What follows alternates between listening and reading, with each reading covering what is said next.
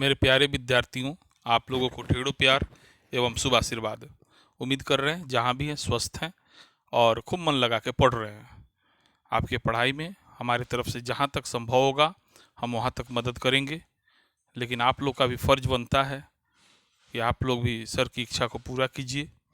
आखिर इतना जो मेहनत हम कर रहे हैं, और जब पढ़ाते थे तो हम बोलते थे कि हर टॉपिक से कुछ क्वेश्चन महत्वपूर्ण होते हैं, उसको ध्यान दीजिएगा। लेकिन चूंकि उस समय मेरे पास समय नहीं था तो हम केवल पढ़ा देते थे, क्वेश्चन नहीं छांट पाते थे। तो बहुत से लड़के परेशान भी करते थे कि सर दीजिए ना दीजिए ना। और आज जब दे रहे हैं तो कुछ लोग इग्नोर कर रहे हैं। तो फिर एग्ज़ाम के बाद ही आँख खुलेगा, असफलता के बाद ही आँख खुलेगा वैसे छात्रों का। तो अगर आप सीरियस हैं, वाकई में जॉब चाहते हैं, तो आप इस वीडियो को देखिए और प्लीज़ नोट डाउन करते चलिए, याद रखिए। काफ़ी महत्वपूर्ण सवाल है, ठीक है ना। और तो आपको एग्ज़ाम के बाद ही पता चलेगा, ठीक है। चलिए फिर से एक बात और कि ये बलबन और उसके उत्तराधिकारी से संबंधित टॉपिक से 20 सवाल दिए जा रहे हैं। तो अगर आप ऐसे देखें तो सबका जवाब लगभग बलबन होगा। कौन शासक बलबन, चूँकि बलबन टॉपिक से हम दे रहे हैं, तो इस गलतफहमी में नहीं फंसना है आपको। अगर याद है तो अच्छी बात है, नहीं याद है तो आप उसको नोट डाउन करके याद कर लीजिएगा। चूँकि हम फिर कह रहे हैं, परीक्षा में जब सवाल मिलता है तो ये नहीं कह के मिलता है कि केवल बलबन से हम पूछ रहे हैं। वो ऐसी परिस्थिति में आपको गलतफहमी का थोड़ा सा शिकार होना पड़ जाएगा और आपका सवाल गलत हो जाएगा। क्योंकि हम पढ़ाते हैं तो हमको अनुभव है। ये जो 20 सवाल है, देने के लिए 20 सही जवाब दे सकते हैं लोग, लेकिन ईमानदारी से अगर कोई बनाए तो 12 से 15 से ऊपर तो नहीं बढ़ पाएगा। क्योंकि मैं भी एक स्टूडेंट लाइफ जिया हूँ, मुझे भी पता है, मैंने भी काफ़ी मेहनत किया है। तो 15 सवाल तक पहुँचने में हालत ख़राब हो जाएगी अगर ईमानदारी से इसको मिक्सअप करके अगर इस तरह के सवाल को हम रखें तो, ठीक है। तो आप लोग मेरा बात मतलब समझ रहे हैं अच्छी तरह से। चलिए शुरू किया जाए। चलिए पहला सवाल आता है, प्रसिद्ध फारसी त्यौहार नौरोज का प्रवर्तन किसने किया? ए अलाउद्दीन खिलजी, बी इल्तुतमिश, सी फिरोज तुगलक और डी बलबन। तो जैसा कि आप लोग जानते हैं कि नौरोज जो त्यौहार था फारसी त्यौहार था, और उसकी शुरुआत जो किया था वो किसने किया था? बलबन ने किया था। क्लियर है ना? याद तो आ ही रहा होगा आप लोग को कि इसका जवाब क्या होगा? बलबन होगा। डी इसका सही जवाब होगा। चलिए आगे देखते हैं हम लोग। चहलगनी या फोर्टी के रूप में विख्यात तुर्की सामंतों की शक्ति को भंग करने वाला प्रथम दिल्ली सुल्तान कौन था? चहलगामी याद होगा आपको, चहलगामी मैंने तुर्काने चहलगामी। ये जो मैंने शब्द दिया है ये परीक्षा में पूछे गए सवाल के अनुरूप दिया है, ठीक है। तो इस शब्द को भी ध्यान में रखिएगा। बिल्कुल इसका पहला ऑप्शन देते हैं पहले, कुतुबुद्दीन ऐबक, बी बलबन, सी इल्तुतमिश और डी रजिया। तो उसको भंग करने वाला सवाल पूछा, भंग करने वाला, तो भंग करने वाला था बलबन, जबकि गठन किया था किसने?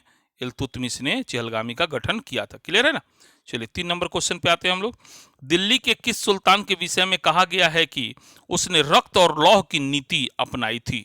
ए अलाउद्दीन खिलजी, बी इल्तुतमिश, सी फिरोज तुगलक और डी बलबन। तो इसका सही जवाब क्या होगा? रक्त और लौह की नीति काफी इंपॉर्टेंट है, ध्यान में रखिएगा। बलबन इसका सही जवाब होगा, ठीक है। चलिए आगे बढ़ते हैं। 4 नंबर क्वेश्चन।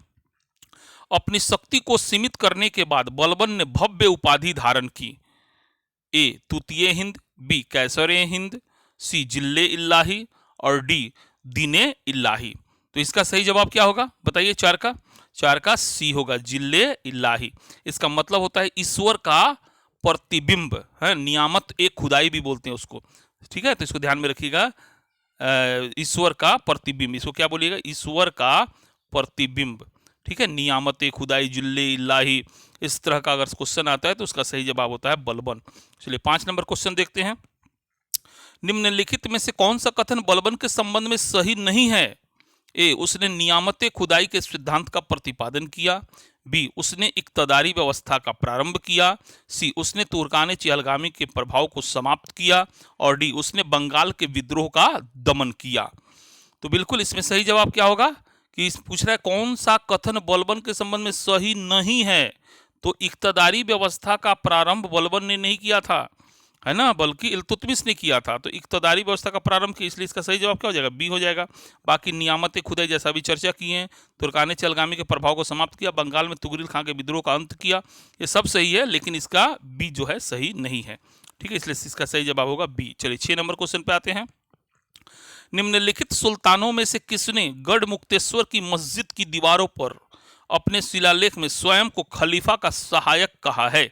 यह भी पूछा हुआ सवाल है, ध्यान दीजिएगा। गढ़ मुक्तेश्वर की मस्जिद की दीवारों पर स्वयं को खलीफा का सहायक किसने बताया? ए बलबन, बी कैकुबाद, सी जलालुद्दीन खिलजी और डी उपयुक्त में से कोई नहीं। तो इसका सही जवाब होगा बलबन। क्लियर है, ध्यान खूब समझ में आ रहा होगा। ये सब सवाल काफी कठिन सवाल में गिना जाता है। ठीक है, चूंकि ये बलबन से टॉपिक संबंधित है तो आप जवाब तो दे ही दे रहे हैं, लेकिन फिर भी इसको लिख लीजिएगा। चलिए 7 नंबर देखते हैं। बलबन ने अपने आप को किसका वंशज बताया? ए चंगेज खान का, बी जलालुद्दीन मांगबरनी का, सी शाहनामा के सूरवीर पात्र अफरीसियाब का और डी इल्तुतमिश का। तो बलबन जो है अपनी प्रतिष्ठा को स्थापित करने के लिए अपना संबंध जो है ना फारसी से कर लिया और अपने आप को जो है शाहनामा के सूरवीर पात्र अफरीसियाब का वंशज बताया। इसलिए इसका 7 का क्या सही जवाब होगा? सी होगा। 8 नंबर क्वेश्चन देखते हैं। सिजदा और पैबोस की प्रथा किसने शुरू की? ए अलाउद्दीन खिलजी, बी इल्तुतमिश, सी फिरोज तुगलक और डी बलबन। तो बिल्कुल ये काफी फेमस सवाल है, ज्यादातर लोगों को याद होगा। बलबन ने इसको शुरू किया था, सिजदा और पैबोस। आगे बढ़ते हम लोग। 9 नंबर, वरीद निम्न में से कौन होते थे? ए बलि देने वाले, बी पुलिस अधिकारी, सी न्याय करने वाले, डी गुप्तचर। तो इसका सही जवाब होगा गुप्तचर। वरीद गुप्तचर को कहा जाता था। ठीक है ना। चलिए नेक्स्ट क्वेश्चन देखते हैं। 10 नंबर, बलबन के समय में बंगाल में विद्रोह किसने किया था? A Malik Bakbak, B Haibat Khan, C Amin Khan और D Tughril Khan. No doubt ये चारों विद्रोह किए थे, लेकिन चूंकि यहाँ सवाल आता है बंगाल में, तो बंगाल में किसने किया था? डी तुगरिल खान ने किया था। ठीक है, अब आते हैं हम लोग 11 नंबर। बलबन का कौन पुत्र मंगोल आक्रमण में मारा गया था? ए बुगरा खान, बी शहजादा मोहम्मद, सी कैकुबाद, डी इनमें से कोई नहीं। बिल्कुल बलबन का जो सबसे योग्य बेटा था वो था शहजादा मोहम्मद, है ना। उत्तर पश्चिम सीमा पर उसी को प्रभार दिया गया था और वो जो है धोखे से मारा गया था। ठीक है, तो इसका सही जवाब क्या होगा? शहजादा मोहम्मद। 12 नंबर देखते हैं हम लोग। बलबन ने अपनी मृत्यु के अवसर पर अपना उत्तराधिकारी किसे नियुक्त किया था? ए शहजादा मोहम्मद, बी बुगरा खां, सी कैकुबाद और डी कै खुसरो, है ना। तो इसका सही जवाब क्या होगा? 12 का जो होगा वो होगा डी कै खुसरो को। ये जो था ना शहजादा मोहम्मद का ये पुत्र था, है ना। उस समय बुगरा खां बंगाल में था और बंगाल निमंत्रण भेजा कि आ जाओ, लेकिन बुगरा खां जो है वो बंगाल से दिल्ली नहीं आया। इसलिए अंत में बलबन ने जो है शहजादा मोहम्मद के बेटा कै खुसरो को अपना उत्तराधिकारी नियुक्त किया। ठीक है, तो अपना उत्तराधिकारी नियुक्त किया, यहाँ ध्यान देना है। अगला सवाल देखिएगा तो और ज्यादा समझ में आएगा इसको। चलिए 13 नंबर देखते हैं। बलबन का उत्तराधिकारी कौन बना? ए शहजादा मोहम्मद, बी बुगरा खान, सी कैकुबाद और डी कै खुसरो। तो अपना उत्तराधिकारी, जैसा कि पिछले क्वेश्चन में हमने आपको बताया कि कै खुसरो को नियुक्त किया था। ठीक है, लेकिन जो दिल्ली का कोतवाल था फखरुद्दीन, वो जो है शहजादा मोहम्मद और उसके वंशजों से नफरत करता था। इसलिए उसने चाल चल के कै खुसरो के जगह पर जो है किसको बना दिया? कै खुसरो के जगह पर कैकुबाद को बना दिया। क्लियर है ना, क्योंकि बुगरा खान तो बंगाल में था। इस तरीके का ध्यान रखना है। ठीक है, इसलिए बलबन का उत्तराधिकारी तो कौन बन जाता है? कैकुबाद बन जाता है। चलिए 14 नंबर देखते हैं। कैकुबाद किसका पुत्र था? ए शहजादा मोहम्मद, बी बुगरा खान, सी बलबन, डी इनमें से कोई नहीं।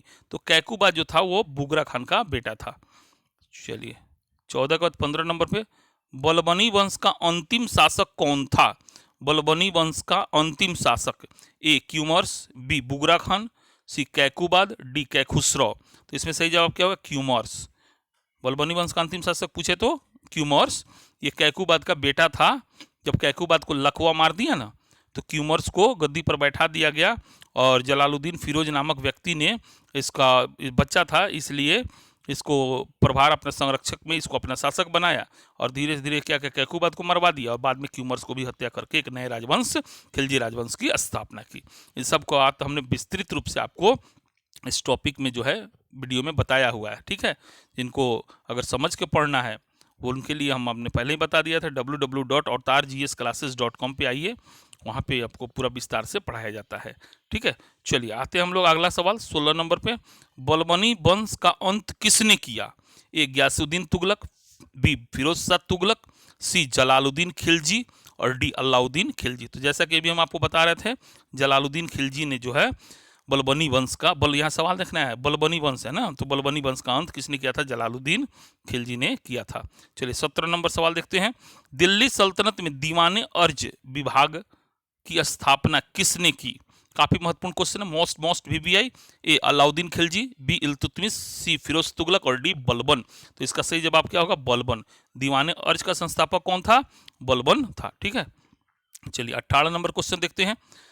दीवाने अर्ज विभाग संबंधित था? ए धार्मिक मुद्दों से संबंधित, बी सरकारी पत्र व्यवहार से संबंधित, सी वित्तीय मामलों से संबंधित और डी सेना विभाग से संबंधित। तो दीवाने अर्ज जो संबंधित था वो सेना विभाग से संबंधित था। ये सवाल भी काफी महत्वपूर्ण है, बीपीएससी में पूछा जा चुका है। ठीक है, चलिए अब आते हैं हम लोग 19 नंबर। भारत में प्रथम मकबरा जो शुद्ध इस्लामी शैली में निर्मित हुआ था? ए हुमायूं का मकबरा, बी बलबन का मकबरा, सी ऐबक का मकबरा और डी अलाउद्दीन का मकबरा। ये खासकर यूपीएससी और बीपीएससी वालों के लिए काफी महत्वपूर्ण क्वेश्चन है, ध्यान में रखिएगा। प्रथम मकबरा शुद्ध इस्लामी शैली में तो वो था बलबन का मकबरा, है ना। बहुत से लोग इस सवाल का जवाब नहीं जानते हैं। ठीक है, बलबन टॉपिक है तो आप बलबन जवाब दे दिए, अच्छी बात है, बट इसको जरूर ध्यान में रखिएगा, ये सवाल भी पूछा जा चुका है। ठीक है, चलिए आते हैं हम लोग 20 नंबर क्वेश्चन पे। प्रथम वास्तविक मेहराब किस सल्तनतकालीन स्मारक में दिखाई देता है? ए इल्तुतमिश का मकबरा, बी बलबन का मकबरा, सी अल्लाई दरवाजा और डी कुव्वतुल इस्लाम मस्जिद। तो बिल्कुल इसमें भी सही जवाब होगा, बलबन का मकबरा में प्रथम वास्तविक मेहराब जो है डाला गया था। ठीक है, चलिए तो इस तरह से ये 20 क्वेश्चन है ना। ऐसे तो बनाने के लिए आप लोग बना ही दिए हैं 20, लेकिन फिर भी हम कह रहे हैं ईमानदारी से अगर जो लोग बना रहे हैं उनका 17 प्लस सही है, काफ़ी अच्छी स्थिति में है, और जिनका 15 प्लस सही है वो मतलब गुड है। ठीक है ना, और बाकी लोग थोड़ा सा विचार करके अपनी रणनीति को लेकर थोड़ा सा चेंज कीजिए और बढ़िया से अध्ययन कीजिए। ठीक है, चलिए आप लोग प्लीज़ कमेंट करके बताइए हमको कि ये वीडियो कैसा लगा है।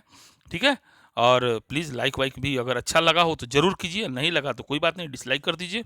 ठीक है, लेकिन ज़रूर कुछ ना कुछ तो कीजिए। ठीक है, चलिए बहुत बहुत धन्यवाद, आप लोग वीडियो देखें।